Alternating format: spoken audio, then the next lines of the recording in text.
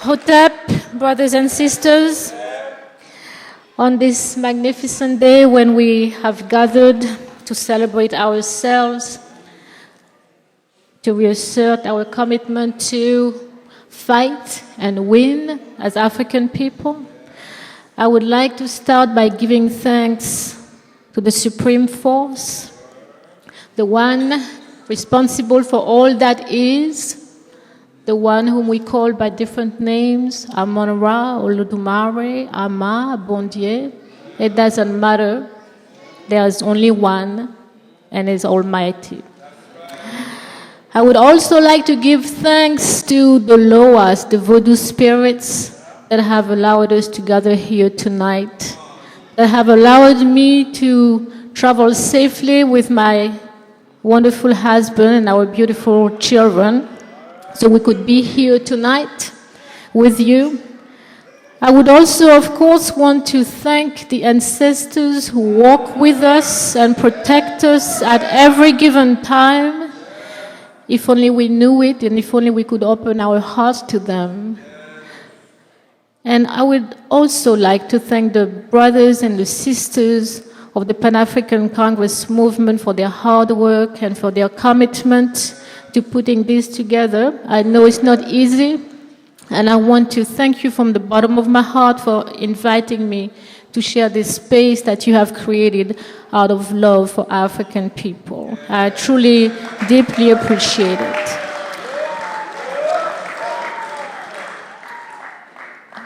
From listening to my brothers and sisters who have been here before me, it seems to me that there's a large consensus that true liberation is yet to come for us African people. And, you know, we are supposedly free. You know, in Africa, we've gained our independence, supposedly, in the Caribbean too. In the Western countries where we live, we have supposedly achieved, you know, equal rights with other citizens. Yet, when we look at our situation, we can tell that our lives are still gravely interfered with in a very negative way by those people who have enslaved us and oppressed us for so long. White people, let's call them by their names, that's right. Not just capitalists, not just imperialists, not just colonizers, not just enslavers, white people.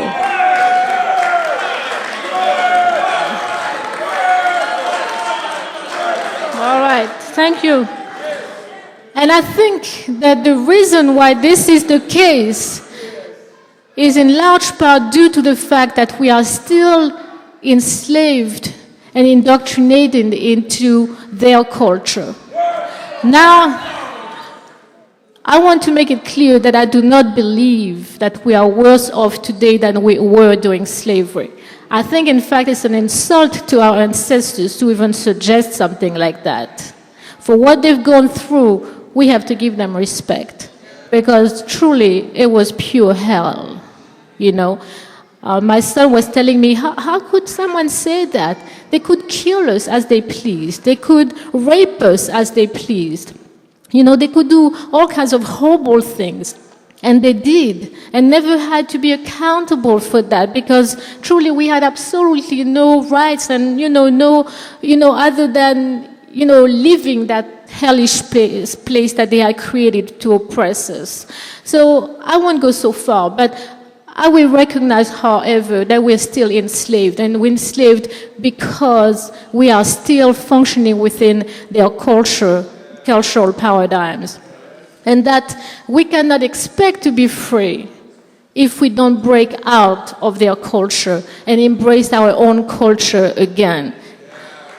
When we look at, for example, the question of religion, it is a very sad but telling fact that of the 54 countries in Africa, not one claims an African religion as its official or national religion. Not one.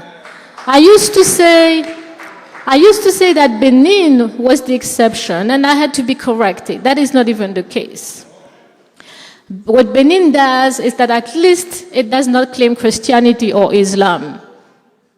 In the diaspora, there was only one country that was bold enough to claim an African religion as its official religion, and this is Haiti in 2003, under the presidency of Jean-Bertrand Aristide. Interestingly enough, as soon as Aristide was overthrown by the US and France, then the puppet who replaced him, La Tortue, the first thing he did was to take that away and put Christianity back as Haiti's official religion. So, when we look at this issue of religion, we see that it's a very sensitive one.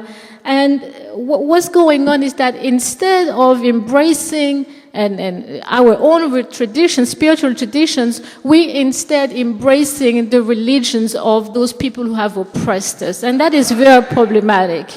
We embrace Islam, and yet Islam, just Christianity, was responsible for our enslavement for over 1,000 years. We don't talk about this, but this is true. Starting in the 8th century, those Arabs were there in East Africa taking our brothers and sisters so we could grow cloves and nutmegs for them. And I was shocked, I don't know if you know this, but I was shocked to find out that it wasn't until 1986 that Saudi Arabia reluctantly and finally abolished slavery. And in Arabic, do you know that the word Ab, which means slave, also means black? This is how they think of us. When they say black in their language, they automatically think slave. And yet, what do? We keep on embracing Islam. We keep on calling our children Mohammed and Aisha and Yasir. We keep on going to Mecca. We keep on not eating for 30 days to, follow Ramadan or whatever. We keep, how many? 28 days, whatever. Whatever, truly, whatever. You got me. We keep on praying to their God, Nothing annoys me more than brothers and sisters in the United States, telling me, As-salamu alaikum. Why are you greeting me like that? I have had to correct a few several times. Please don't. Allah is not my God. All right? Now, again, because of our confusion and our cultural dislocation, again, we keep embracing traditions that really have insulted us, traditions of people who do not even think of ourselves as human beings, you see? And we keep doing this. What is wrong with us, right? Now, the tragedy is that in the United States in particular, Islam has been clever enough to present itself as an alternative to Christianity. So you have the Nation of Islam, for example, thinking that they're doing something really deep by inspiring or encouraging our brothers and sisters to embrace Islam. That cannot liberate us. Our true liberation can only come from our nurturing or our embracing our own culture. That is the bottom line. Someone was telling me, I love to hear Khalid Muhammad. I said, yeah, Khalid Muhammad was a great speaker, right? He would get us all excited, but then when it was all done, what were we left with? Islam. How is that helping me as an African woman or as an African person regaining a sense of who I am in this world and what has truly happened to me as an African person? It cannot help me. It can only enslave me further and really keep me away from doing what I have to do to truly get closer to true liberation, right? It's the same story with Christianity. It's the same story, Now, in the U.S., it's very difficult to talk about Christianity. I don't know about you. I hope that you're doing a bit better with that. But it's a very touchy issue. As soon as I mention Christianity and I start saying, it's a bit problematic to say the least, then I get all these, arguments, trying to convince me, no, there's nothing wrong with Christianity. And one argument that keeps coming up is, it's not Christianity which is bad. It was just bad Christians. Those white Christians went to Africa and they did, they gave a bad name to Christianity. Well, I beg to differ.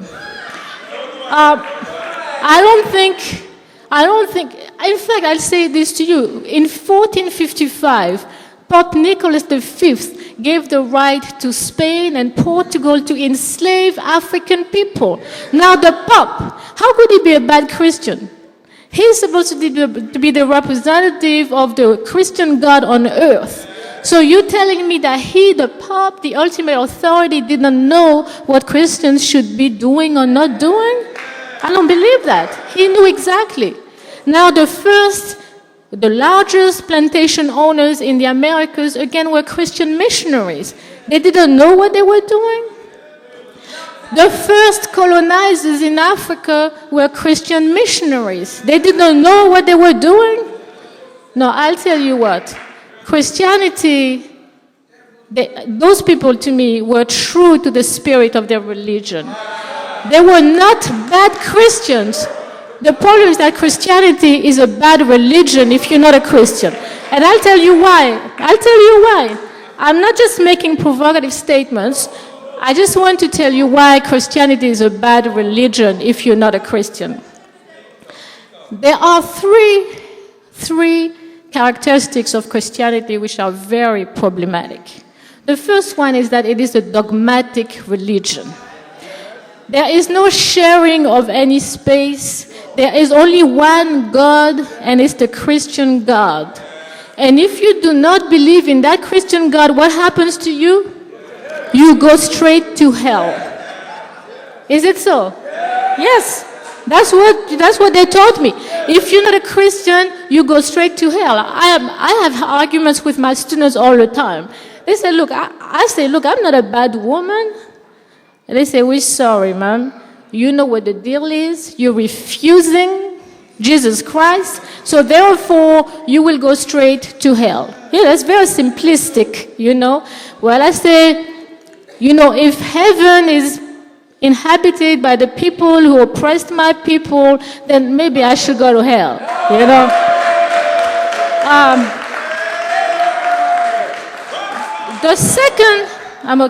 The second problematic characteristic of Christianity is that it is a prophetic religion. That is, you can only know what a Christian God wants you to do through the teachings of Jesus Christ, right? The prophet, the only Son of God.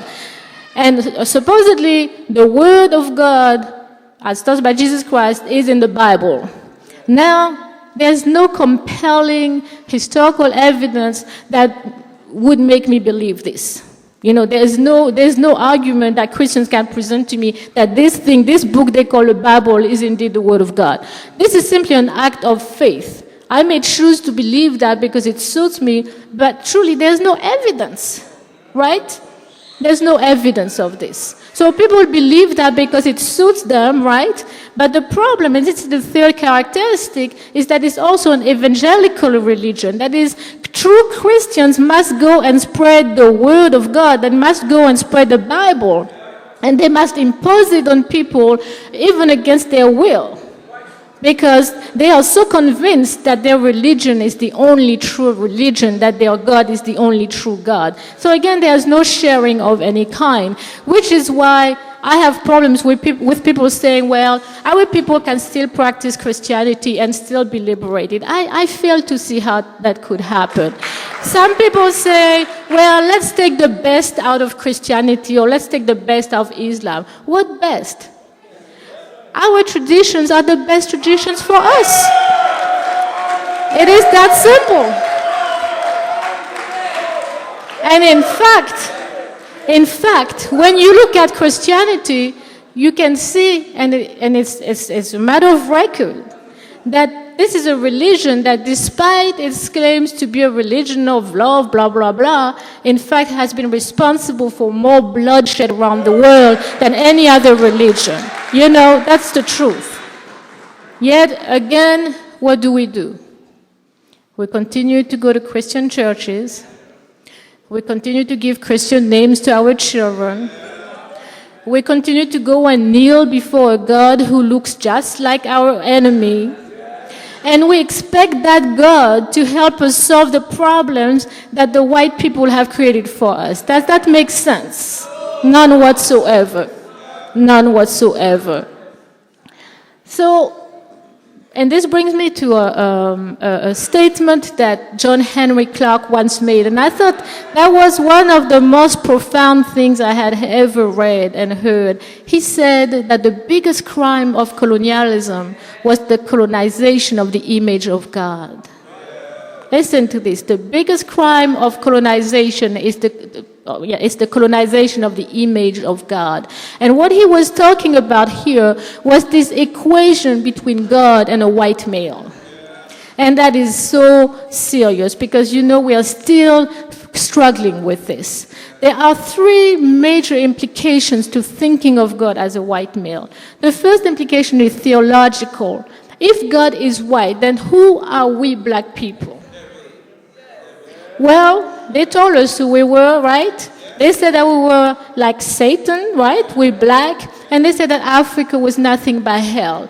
And in fact, some of our brothers and sisters have so much lost their mind that they've expressed, they thanked white people for taking them out of Africa. Can you imagine? Because Africa is nothing but hell, supposedly, because it's peopled by people with dark skins. And God, remember, has white skin, and it's a white male too.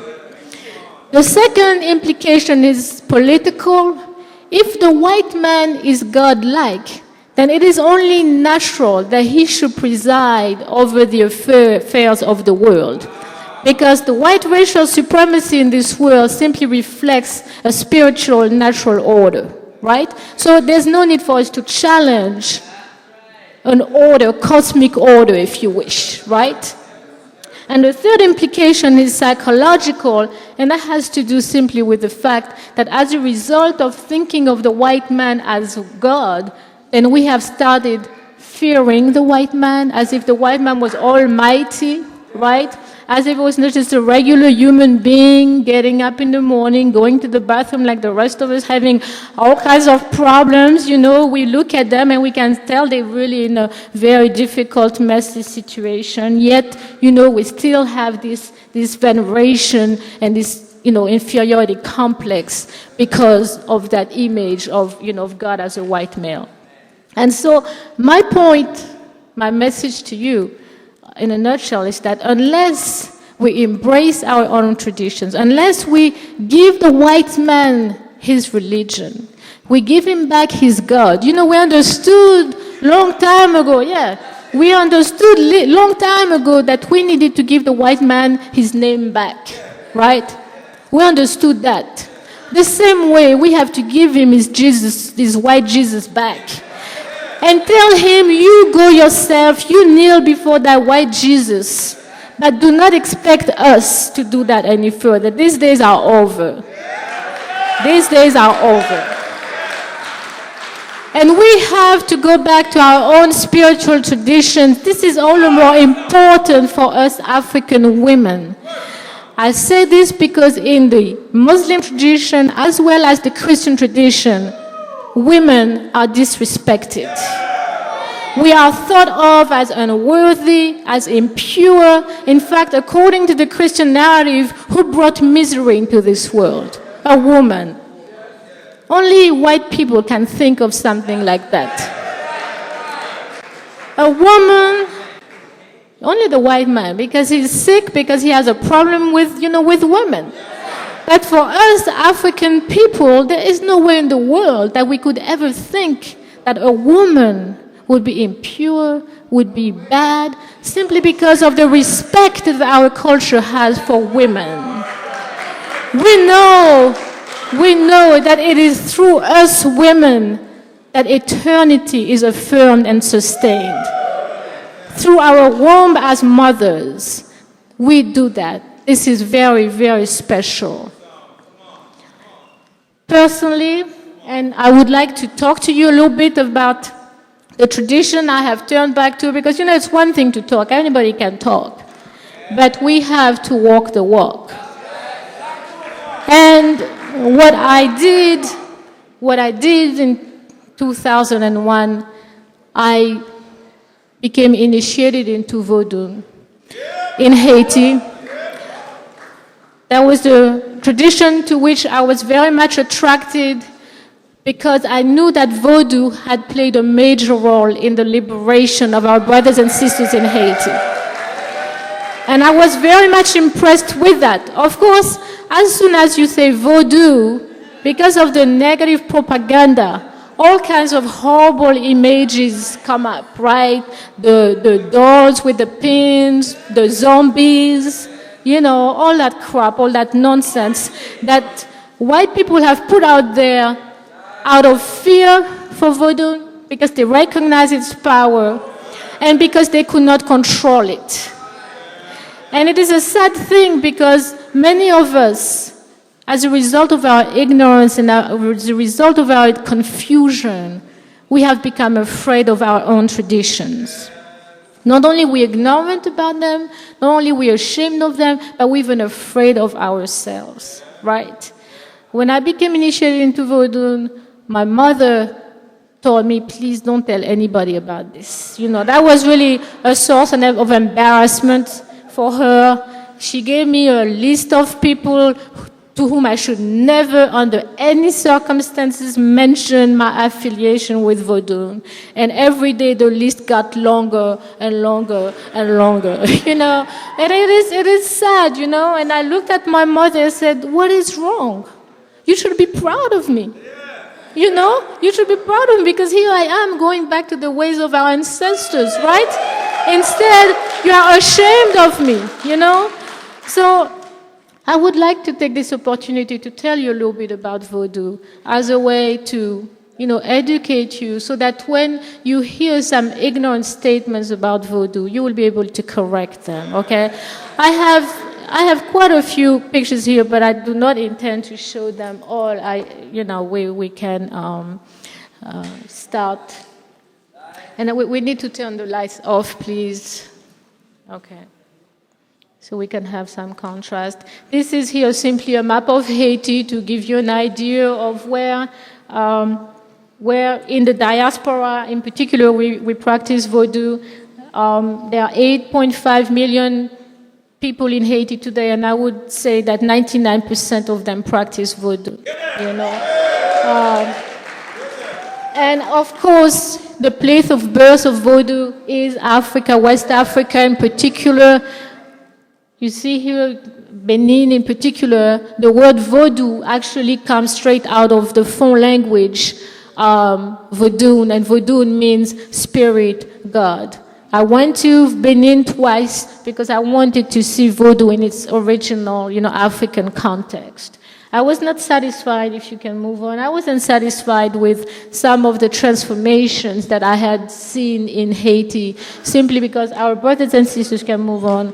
Our brothers and sisters, because of the harassment, because of the harassment that we were subjected to, had to hide, you see, the African spirits behind Catholic, you know, symbols. So here you see, but the interesting thing is that you see here, this is a picture of Saint Patrick, and Saint Patrick is supposed to represent a spirit which is very important in Vodou, which is Dambala. And in Benin, they have the same spirit, they call it Dambada. And the symbol of the spirit is the snake, and the snake represents the eternity of life, which is very important in African spirituality. Going back to Kemet, no, go back, please. I just wanted to stress this picture because I don't see if you see the little snakes at the feet of Papa, what's his name, that one? St. Patrick. What the Africans were interested in was not a white man, but those snakes. And they said, oh, here are the snakes. This is Dambara Wedo. You see? So the white people would see them in front of that picture thinking, oh, finally those Africans have given up their heathen ways. But in actuality, the Africans were still worshipping their spirit snake, Dambara Wedo. You see? Can we move on to the next one? Another example is, this is a representation supposedly of Papa Ogu, who is an important spirit, a spirit of war and fire. And the only reason why this one was selected, I think his name is, what's his name? Saint Peter, they say here, simply because this is a crusader going to war, one of those white fanatics, going to spread Christianity in the 11th century. But what we have here again is the warrior image. So that one supposedly represents Papa Ogu, And so that goes on and on. Can we move on, please? Can we move on? Like in any African spiritual system, we believe that the spirit is everywhere, right? And we believe that we must observe certain rituals in order to keep everything harmonious and balanced. This is the reason why we make offerings to the spirits. And here you have a table with offerings for particular spirits. People say, well, there is no text, there's no written text. There is a written text. This is the written text. If you see, for example, the colors of the cakes, you see 3 cakes on the table. Each loa, each spirit has a particular color associated with it. So the pink one, for example, is the color of a female spirit, la sirène, the mermaid, which is an ocean spirit. And so as I wanted to make an offering to her, I had that pink cake here to make sure that she would be pleased and know it was for her. We can move on. This is now the bottles they like. They have, their special drinks, so you make sure that you give them the drinks that they like. Again, please notice that there are no dolls, right? Here, no Vodou dolls of any kind.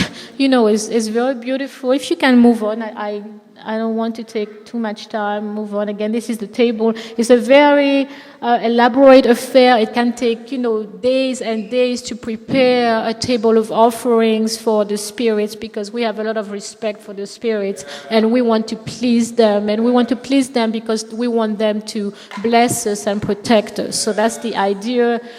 We can spend a lot of money. You cannot be cheap with the spirits, right? You have to do what you have to do for them because they're very important.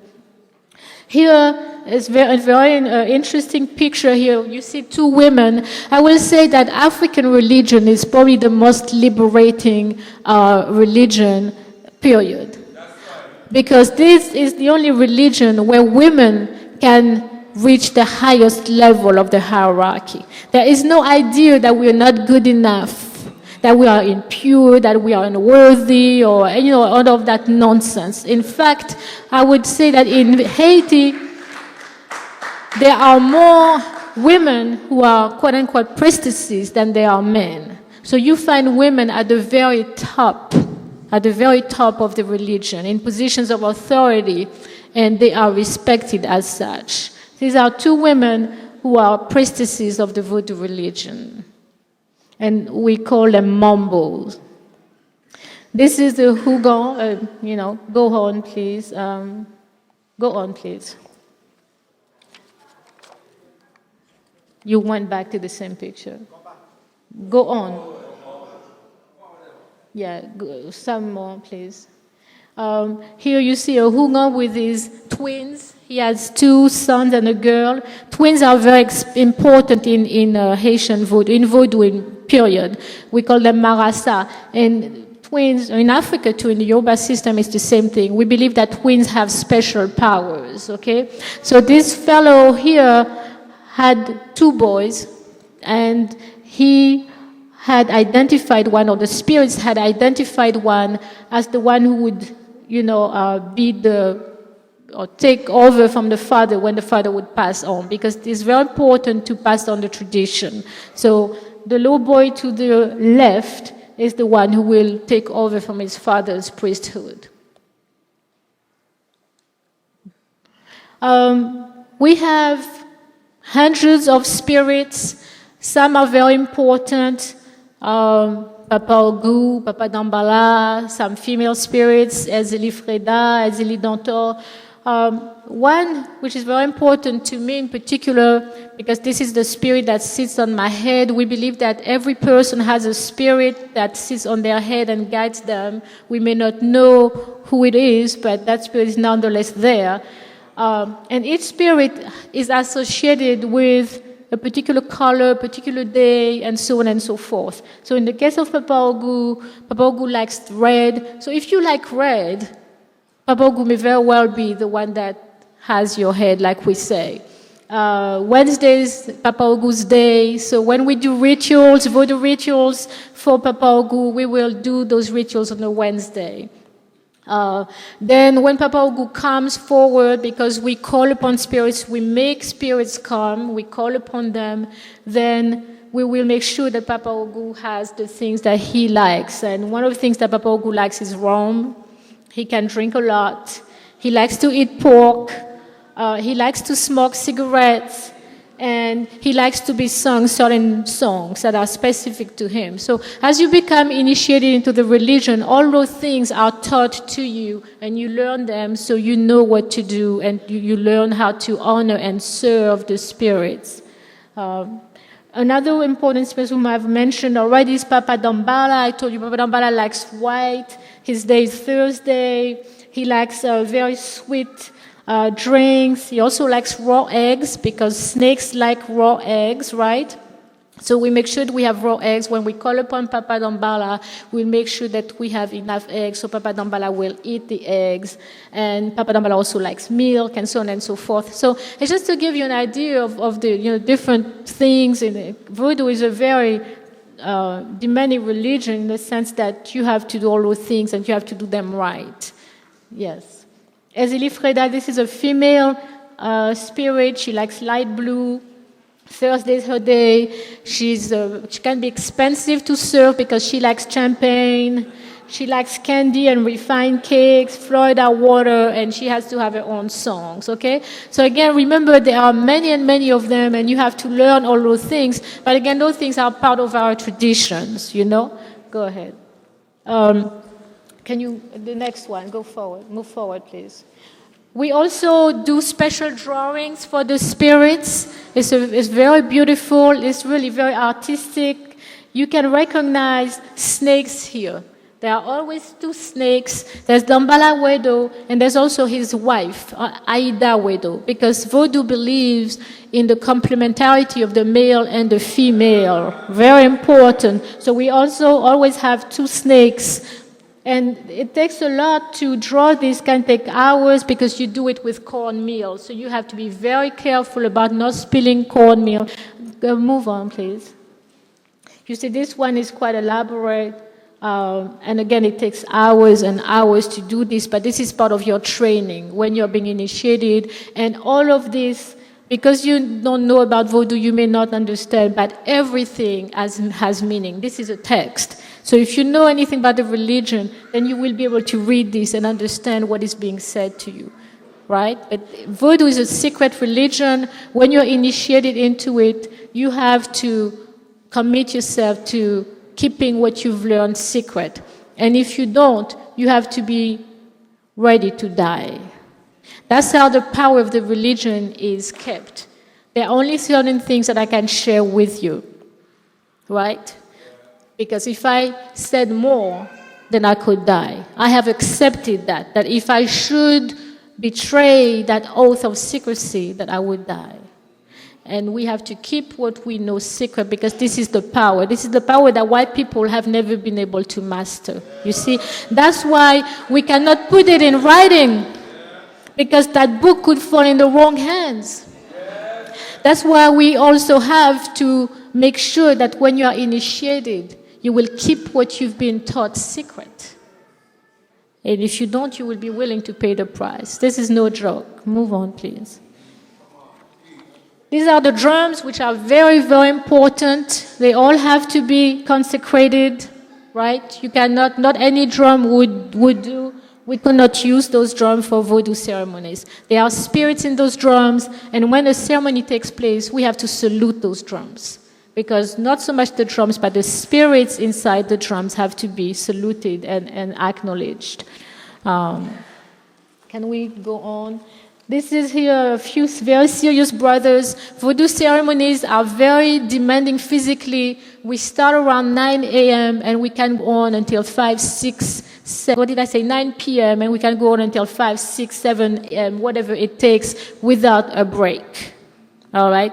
We do not take breaks because the spirits don't like that. You have to keep building up the energy until you can reach a climax and you obtain what you want, right? So we keep on playing and playing.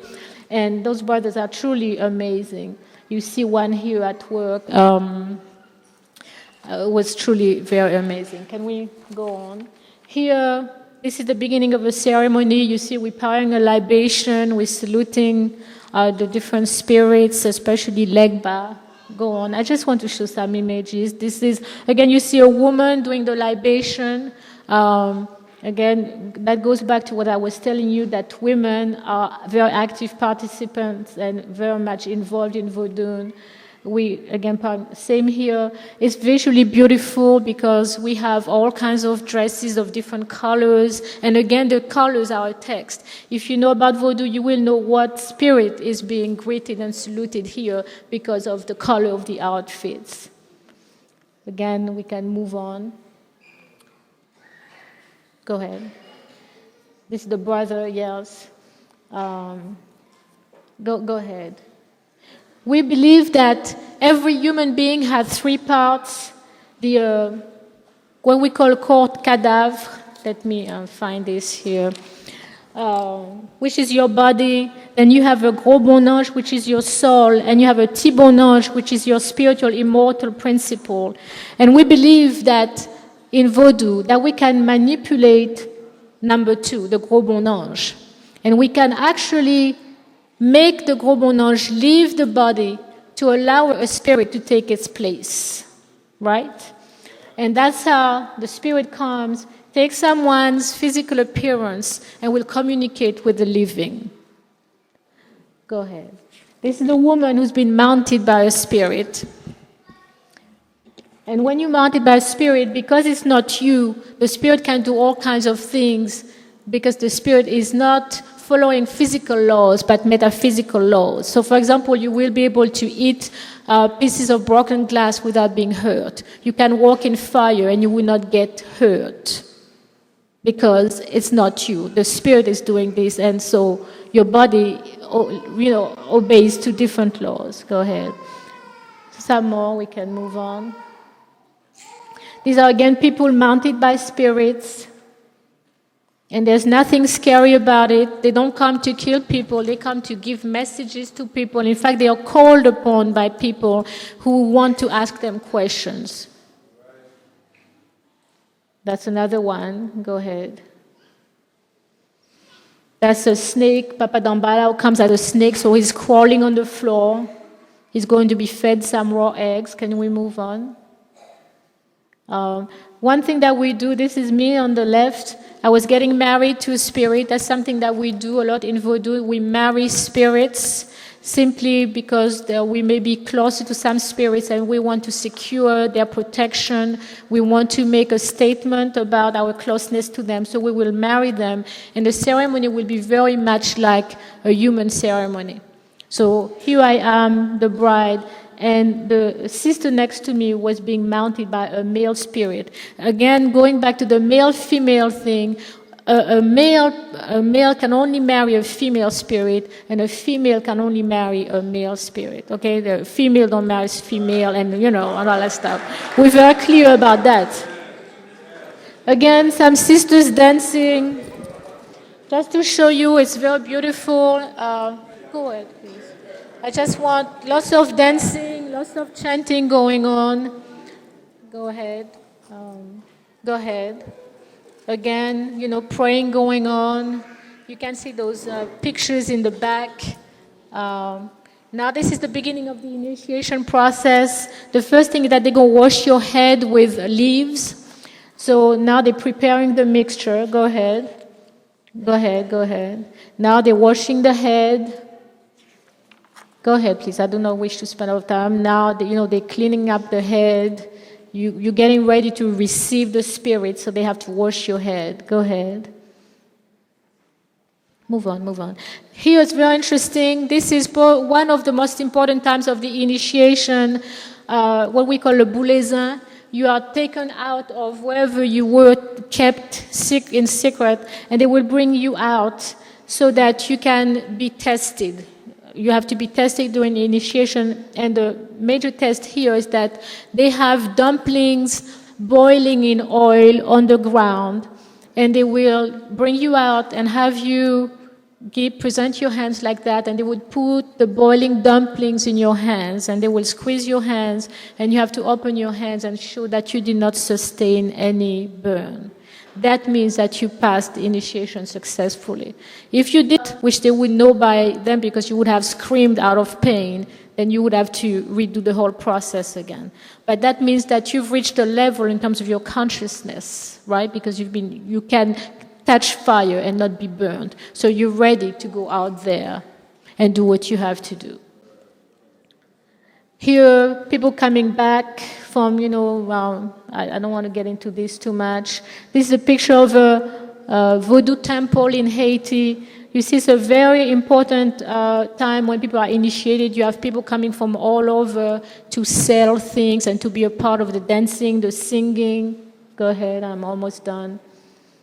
Again, this is the end of initiation cycle. This was my initiation. Women coming out with the flags because the Loas have their flags and so on and so forth. Go ahead. Here is a little girl. It's never too young to be initiated. This little girl was 1 year old and she was initiated as well. So I just thought that was interesting because Vodou is really a part of life. People live that way. Just like African people, there's no separation between our spirituality, our religion, and our daily lives. What you see in my hand here is a sacred calabash, which we call asson, and this is what you get after you've been initiated as a priest or a priestess. This is a very special object. It has been invested with a particular cosmic energy that will allow you to call upon the spirits. Here, I'm kissing the ground. This is the ultimate sign of commitment. We kiss the ground because the earth is everything to us Vodou people. And this brings me to an end of my presentation. You can close this, please. I just want to share some images with you briefly to show you that Vodou, is nothing to be scared about, contrary to what we hear, that if only we care to open our hearts again to our ancestors, they would speak to us and they would guide us back home, you see, which is where we need to go. If we're serious about being liberated, we need to go back home. I will leave you with this. I wanted to entertain whatever questions you may have because I didn't want to come and just talk at you. I wanted to talk with you, have a dialogue. And so if you have any questions, please let me know.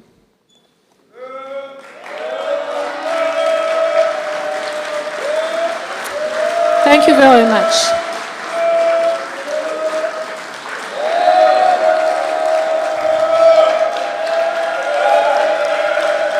Thank you.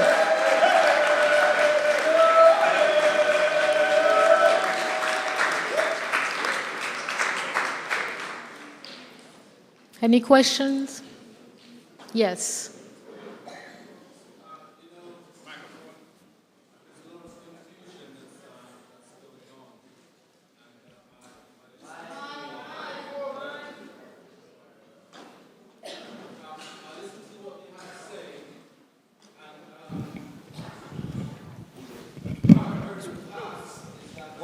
One minute.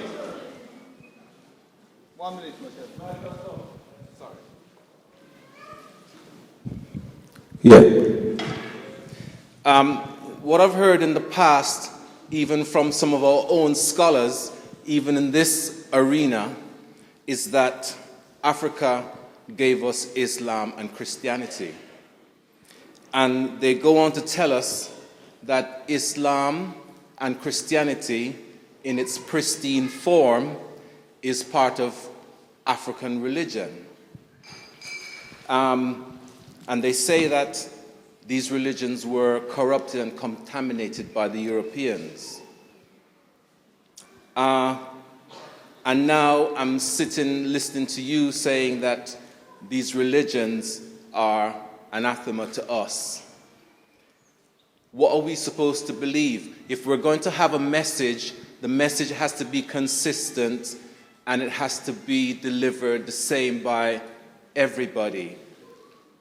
And if we're going to listen to our scholars who supposedly do research and come and then pass on the information to us, we have to be sure, because some of us take this knowledge wholesale and go away and practice it. So I'd just like to know what you have to say about that. Yes, I have heard that argument that Christianity and Islam actually were born in Africa. The problem that I have with this, and it may be an ideological issue here, is that I think it's very important for us to draw boundaries. I think in our attempt to reclaim our glory, we tend to make statements and tend to claim everything under the sun. Some things I don't think we should claim. I don't want to claim Christianity. I always say, even if you gave me a Jesus Christ with locks and dark skin and African clothing, I still wouldn't want him. Simply because it will not serve us today as African people. Then when we look at Christianity and Islam, like I have tried to do it briefly with Christianity in particular, we realize that their philosophical assumptions are so totally different from, African spiritual systems.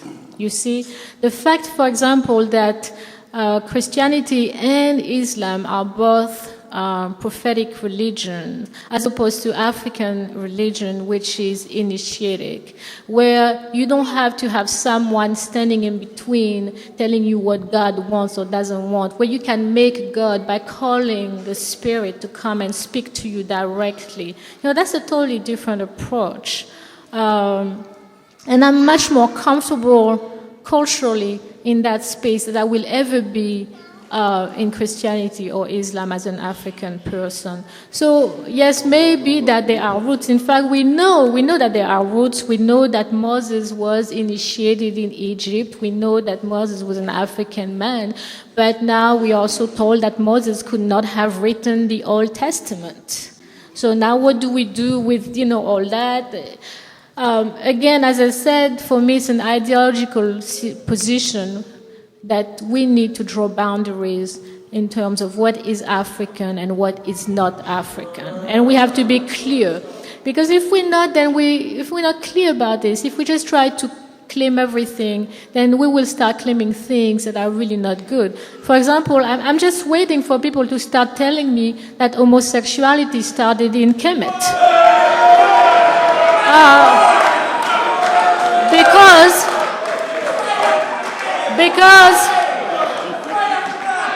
Because the Greeks, as we know, if we say, for example, that we taught the Greeks everything they know, that they just imitated us, and we know how deeply involved they were in homosexuality, then are we going to say that they also got that from us? So we have to be very careful, you see. I don't mind Europeans having Christianity, and I don't mind Arabs having Islam, as long as they keep it, for themselves. That's my position here. All right? Just a simple question, sister. There's a leader in Europe named Adolf Hitler. He wrote a book named Mein Kampf. And in that book, Mein Kampf, he said that the African people do not want a God, they just want to be left alone, and that should be their religion. What do you think of it? They should be left alone? To do what? To rule their own destiny. Well, we do not believe that as African people that we rule our own destiny, because we're spiritual people, right? So we don't have this individualistic sense of agency, We believe that we're part of the cosmos. We believe in the supreme force, which I acknowledged at the beginning, if we do not go back to our traditions again and again, this is my message, I don't know how we will ever be able to get ourselves out of the predicament in which we are. If we keep worshiping a white God or an Arab God, a God that does not speak our language, because we believe in God. So I don't know how it can be said that we don't need a God. We do need a God, but we need a God who looks like us. We need a God who has our best interest at heart. You see? We need a God who will protect us. That's what we need. That's what Marcus Garvey told us again and again, right? That we need a black God. We need an almighty black God. And it doesn't matter how we call that God, but we need a God. So I would not agree with that statement. Hello. What you say? I did not hear you. No, we can't. We're just taking one question at a time. Who's the next one? I am next. Yes, I would like to ask you, when you were talking about voodoo, Yes. you said that the spirits, one of them crave Florida water and champagne, and I think you also mentioned about one spirit liking the smoking of cigarettes and pork, eating and pork. No, I would like you to tell me what kind of spirit that would really crave those things. Florida water is American. Cigarette smoke is poison. Is what? Poison. Yes. And champagne too, I'm not so sure, but I think champagne is also American. So how can you ascribe all this to an African spirit? It's very interesting you should mention that, and you're correct. And if you remember, I told you that I went to Africa because I wanted to see Voodoo in its African context, in its original context. So you are correct that those things have been introduced into the African system. Personally, I don't smoke, I don't eat pork, I'm a vegetarian, so, when Papogu comes, I offer rice and beans. It's fine. The issue, though, and this is what is African, is the offering of food, the offering of drinks. You see? They're trying to appeal and appease and please. That's what we're trying to do. So, yes, you can do away with the rum and all that stuff, but you have to make sure that you offer things that will be appreciated. And you're right, we will need to re-Africanize that part. That's correct.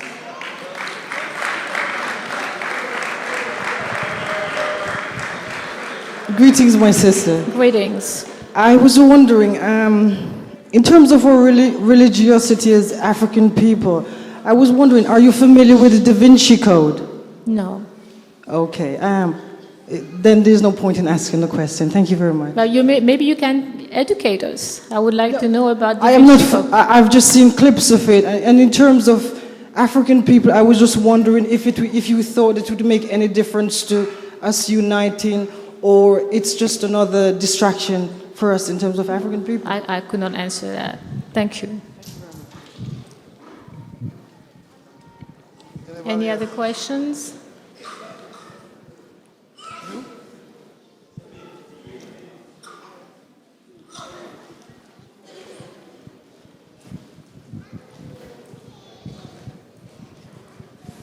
Yeah, it's just around in terms of the issue of voodoo, and like through my whole upbringing and what I've been taught about it, and how you suggest that I get rid of those thoughts and values that I understand about it. I don't think she hears that. Was it a question? Repeat the question. I did not get it.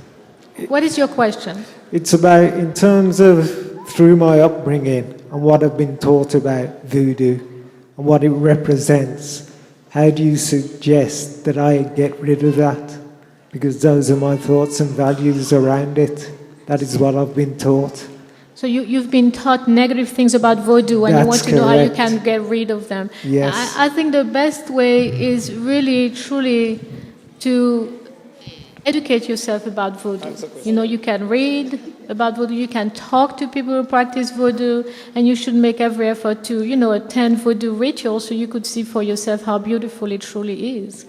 It's out of ignorance, you see, that we fear our own traditions, and it's very sad.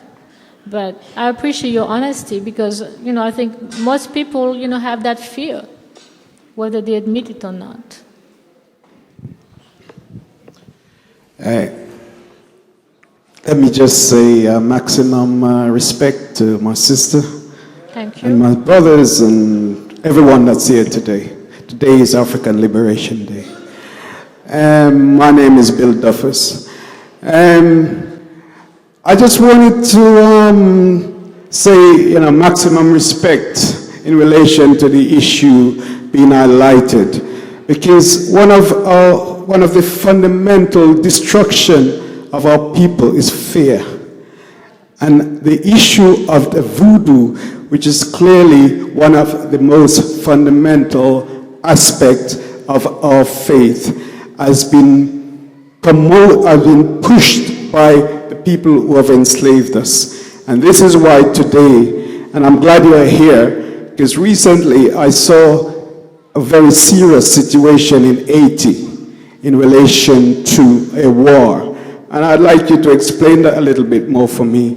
But I absolutely acknowledge every word that you've said today, and I hope that when my people leave today, that the issue of fear will be wiped away. Thank you. Yeah, it will take time. Thank you very much. It will take time, you know, but at least we must recognize that fear. We must recognize where it comes from. It's not based on reality. It's based, you know, in this pollution, you know, of our mind and our hearts by white people. So once we get rid of that pollution, which is a process, that's why it doesn't happen overnight, then hopefully, you know, we can reacquaint ourselves and find peace again, you know, in the traditions that our ancestors have created. What is that situation you said you observed? I saw on the news there was a serious issue of war going on in Haiti. What does that have to do with Voodoo? I don't know. I'm just saying that, you know, we just highlighted the issue of slavery and the ongoing destruction of our people, and the white people, our enemy, so to speak, has always highlighted every aspect of self-destruction, and this is the poison in terms of the fear which they continue to breed into our people. I'll just highlight in that. Yes, okay. My sister. Yes. Respect, because I actually sort of believe in voodoo and knew that it was a distortion by the white people. Is it the same as Santeria that they practice in Cuba? You know, it is very similar. Santeria is based in Yoruba, and Vodou is based in Vodou as practiced in Benin, Togo, Ghana. It's very similar. You know, we have what the Santeria people would call Orisha, and which we call Loa, L-O-A-S. We find some common spirits. It's fundamentally the same thing, fundamentally. Yes. You're welcome. I'm sorry, there's only two, this brother here and Bandakova. Sorry, but me overruled by my chair. Yes, sis. Can you tell us a story of a victory that Voodoo has had over the wicked people that try to oppress our people then? Yes. I can tell you about Bois Caïman in 1791, August 14th, 1791, when a group of Haitians who had escaped, you know, the plantation, who had refused to be enslaved any further by white people, met in a place called Bois Caïman in the northern part of Haiti. And they had a Vodou ceremony. And at that Vodou ceremony, which was under the leadership of a great man who was also a Vodou priest, a Hougan bookman, they swore that they would do whatever it took to get rid of their country of the evil of slavery. And they did it. They did it since on January 1st, 1804, the French finally had to surrender and admit that Haiti would be a free country. And yes, Vodou played a major role in this revolution, a major role. In fact, all the major commanders of the Haitian army served Loas. And one spirit in particular, there were two that were very important during that war. It was Ogun, the spirit of war. And there was also Ezili Freda, Ezili Danto, who is a hat Loa, a woman, a female spirit, you see. And you see representation of her as a black Madonna, but the nose is missing, the nose being chopped off, and they say that she lost her nose while she was fighting against white people. So Vodou has definitely played a great role, and this is one thing that we must do again. We have this. We must tap into our spirituality to defeat our enemies again. We need to do this, you know. Yes. Tendaimwari, first of all, let me just extend a heartfelt thank you to Mama Ama for the very powerful message that you have delivered to us this evening. And as an indication of the power of the African spirit, the magneting power of the African spirit. I know earlier on the organizers had to make a special request for brothers and sisters to come down from the balcony and from outside to come in. But this is how the power of the African spirit moves. That in the process of your message, Mama, brothers and sisters were just coming in from outside, almost as though the spirit was commanding them to come from what they were doing, to come into the room, to energize the message and the messenger. So I want to say that the spirits are definitely moving with you, and we are inspired by the message. Can we just hear Mama again, please?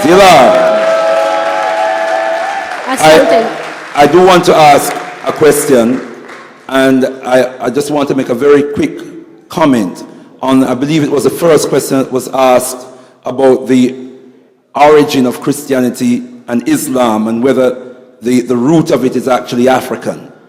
Now, we need to be clear, brothers and sisters, that whilst, and I'm sure that Mama Ama, you'd be open to the idea of working with our brothers and sisters in spite of our knowledge and our understanding of the oppressive nature of Christianity and Islam and the fact that we need to get out of those religions and get out of them fast. We understand the importance of harmonizing and working with our brothers and sisters in those religions in spite of that. But we need to be clear that the Christian religion was born directly out of the Coptic religion. The Coptic religion evolved out of the Greek invasion of ancient Kemet in the 4th century BC. We need to be clear about that. So that itself, the Coptic religion itself, represents the distortion of pure original African tradition. Let's be clear about that. Let's be clear that Hazrat Ibn Bilal Rahab, the African, who taught Muhammad the rudiments of what he later called Islam. He didn't teach him Islam, he taught him the rudiments of what he later called Islam. This man Bilal was a Coptic priest. Even though he was an Ethiopian, an African, he was a Coptic priest. So he also brought a distorted religious concept that had some African rudiments in it, but nonetheless the language and the theology had already been distorted.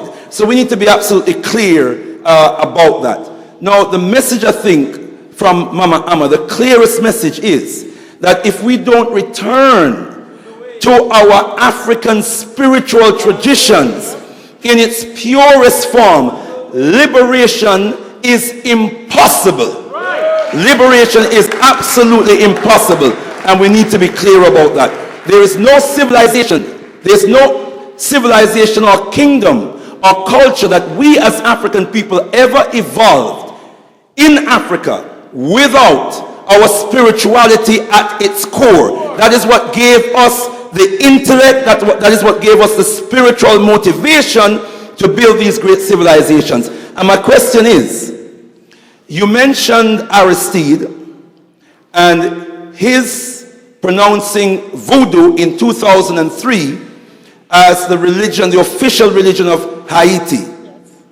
Now, after that, you would be aware that in 2004, there were huge celebrations planned in Haiti to commemorate the bicentenary of the Haiti Revolution. In fact, Africans from around the world were planning to fly to Haiti for those celebrations in 2004. But what happened at the beginning of the year, a civil war broke out. And then later on in 2004, after the civil war died down, flooding and rainstorms and so on. In your humble opinion, Mama, has this got anything to do with the global white supremacist evil power structure? Tendai Mwari. Has the overthrow of Aristide anything to do? Is that what your question? Yes. Yeah. Oh yeah. Oh yeah. Yes. First, I want to reassure you that the celebration of the 200th anniversary of the Haitian Revolution was truly beautiful. I was there. In fact, I didn't think I could be anywhere else on January 1st, 2004, but in Haiti, to participate in what is still our greatest victory, in recent history at least. The celebration was beautiful, but if you were not there, you would not know, because the Western media, as wicked as they are as usual, decided to focus on some rioting that was going on, that was organized by people against Aristide, people who actually were paid themselves by Europeans and Americans to do that. And it was so ironic, you know, because we stayed in a hotel that was right next to the presidential palace, where thousands and thousands of Haitians came, spent the night there to be there on January 1st, because Aristide had told us to be there at 5 a.m., because we would share soup, what they call soup Giromont, and we would all eat that soup together. And he would come amongst these people and he would eat soup with us. So we were there at 5 a.m. But when we went back into our room and looked at what was going on TV, CNN, we didn't see what we had just experienced, which was, you know, amazing. And you see again the wickedness, you know, how they misrepresent what is actually going on. I think the reason why Aristide went, you're right, had to do with the fact that he truly loves his people and that he did everything to valorize the culture of his people, and a big part of that is Vodou. But I think really his main downfall was the fact that he had the audacity to take the French to court to demand reparations and restitution. I think that was his major mistake, quote unquote. It wasn't a mistake, but you know, as far as they were concerned. And so he had to go. He had to go. They took him out. They basically kidnapped him and took him all the way to Africa, where he still is, and I don't think he will come back anytime soon. But what was beautiful in Haiti, when you went to Haiti, they had songs, a song that had been made by, I guess, musicians paid by Aristide's government, telling the people exactly how much money the French owed them and why they owed them that money. There were also a documentary being played on national TV explaining the issue of restitution and reparations to the Haitian people, so they could understand why they needed to demand that money back from the French, you see. So Aristide was too much for his people. He loved his people too much, and that's why they had to remove him, you know. And that civil war, but the fact that Préval, as you may know, who was Aristide's right arm, was put back in power, shows that our brothers and sisters have not given up and that the vision is still there, you know. And it's a major victory again for African people, that despite all the things that white people have done with Negro puppets to stop us, you know, they're still pushing forward and demanding to be able to live the way they want to live, you know. Can everybody give our mother big rounds of applause? Thank you.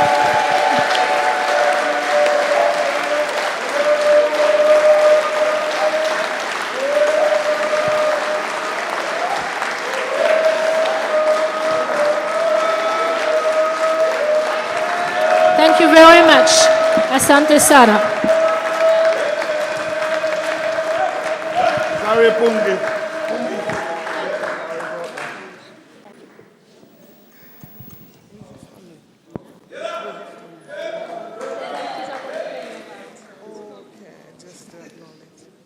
Okay, another round of applause. Come on. Let's stand and greet them. Who are we? Who are we? What do we want? How are we going to get it? How are we going to get it? How are we going to... What we're going to use? Voodoo. What we're going to use? What we're going to use? What we're going to use? When we're going to use it? When we gonna use it?